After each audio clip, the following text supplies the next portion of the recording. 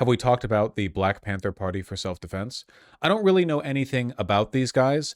There's been a lot of optical fuckery with the Black Panther Party since the 1960s. For example, the new Black Panther Party, if I'm remembering correctly, aren't they Black Hebrew Israelites?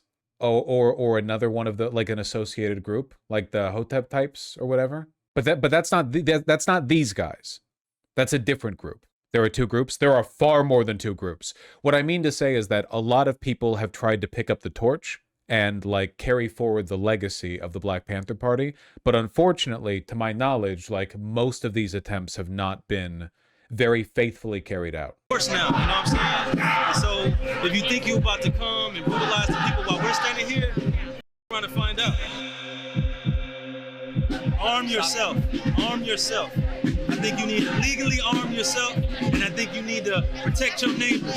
I think that places where there are a lot of immigrants at, I think that I have no idea what the Black Panther Party is. Can you catch me up? Sure. It was a radical citizens militia slash organizing group in the 1960s that was essentially like an ideological counterpart to the civil rights movement. They were like largely socialist, and they were more black nationalists. Like they believed that the best way to survive and thrive in the white-dominated United States of America was to build separate parallel political blocks, you know? Like you should have your own police. You should have your own educational systems. Not necessarily because they want black and white people to be separate, but because they don't want their shit to be white controlled.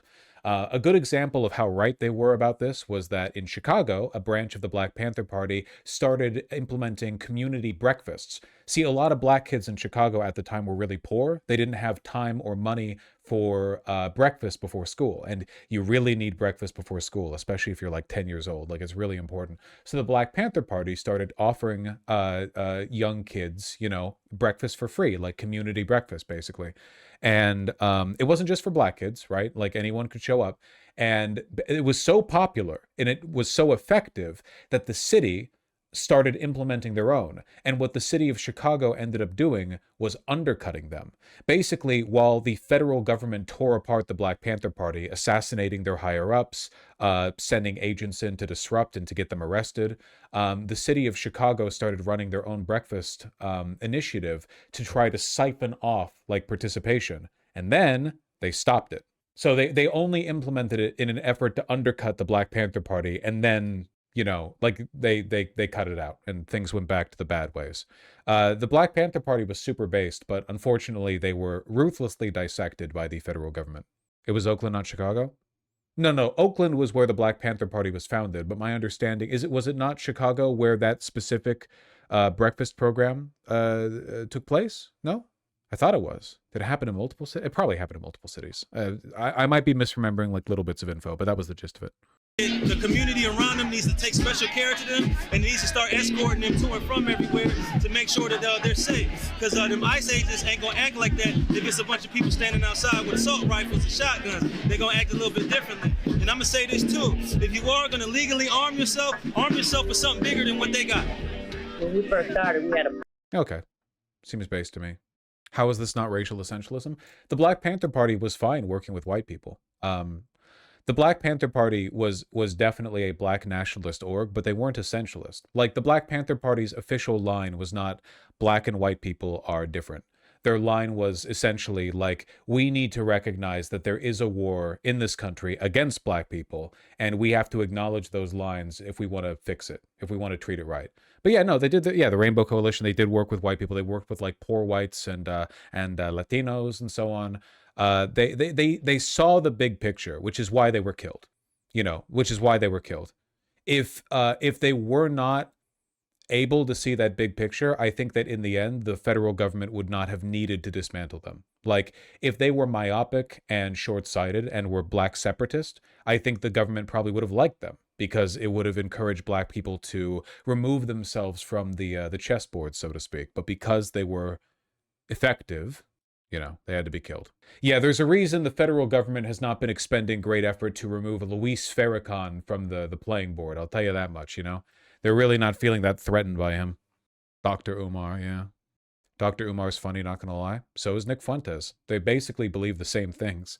They're both like semi-serious racial essentialist fascists who like weave in and out of sincerity to appeal to people and kind of do the whole like, well, you don't really think I mean the worst version of what I'm saying stuff, do you? There's been so much funny stuff coming out.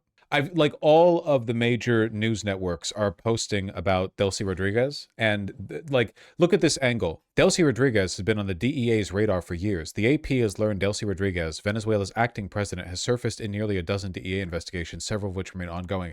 It's like they want Trump to bomb Venezuela again. They're like, guys, you're not going to believe this, but the second in command under Nicolas Maduro was also being investigated by the DEA. Really? She wasn't just like a totally unaffiliated civilian who happened to be the VP under Nicolas Maduro for years and years? That's crazy. Apparently, NBC was removed all mentions of Ken Klippenstein from their NSPM 7 reporting. Why? Just because what? He's too lefty for them? NBC News did a story today about a Justice Department directive signed by Pam Bondi targeting radical gender ideology, anti-Americanism, anti-capitalism, and anti-Christianity, all a part of NSPM 7, as I've been covering for months. NBC's initial story acknowledged that Bondi's order was first published by journalist Ken Klippenstein, but the sentence was swiftly and silently removed. Man, that's fucked. Subscribe to Ken Klippenstein's Substack. Unironically, dude, like I'm surprised that he has not been like raided by the feds yet.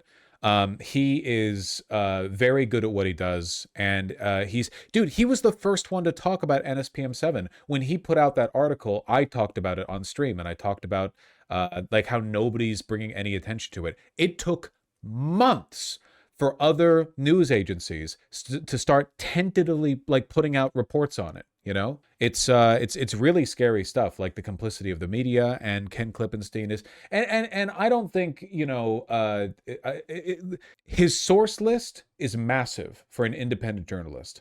I don't think I agree with all of his conclusions necessarily, but I think I agree with him like 99% of the time. So I'm like, you know, what's that Mamdani quote? If you agree with me 90% of the time, vote for me. If you agree with me 100% of the time, get yourself checked into a mental facility. Speaking of, do you see a journalist's home was raided by the FBI recently? Yes, yeah. Basically, it wasn't even because of the reporter. It was because so many government agents have been leaking to this reporter that in an effort to find the leaks and plug them, they very aggressively raided this reporter's house. It's really scary stuff.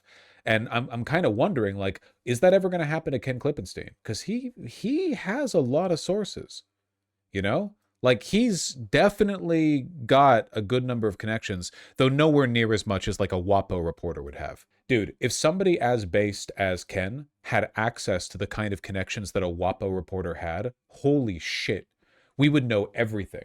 We would know everything about everything, man. It's fucked up that they won't credit him, man. I don't know. He's gotten some very detailed info on the domestic deployments of the National Guard and Marines. Yeah, guess we'll probably be covering what goes down in Minnesota soon. Can he sue? No, there's no legal actionable thing here. Spanberger ended Virginia's police collaboration with ICE. No kidding. I'm very happy to hear that. New Virginia Governor Abigail Spanberger ends state police cooperation with ICE hours after taking office. Cool. Good. Yeah. I don't really have high hopes for her, but based. Yeah. She also purged the entire board of UVA of all Republican appointed officials. Fucking based.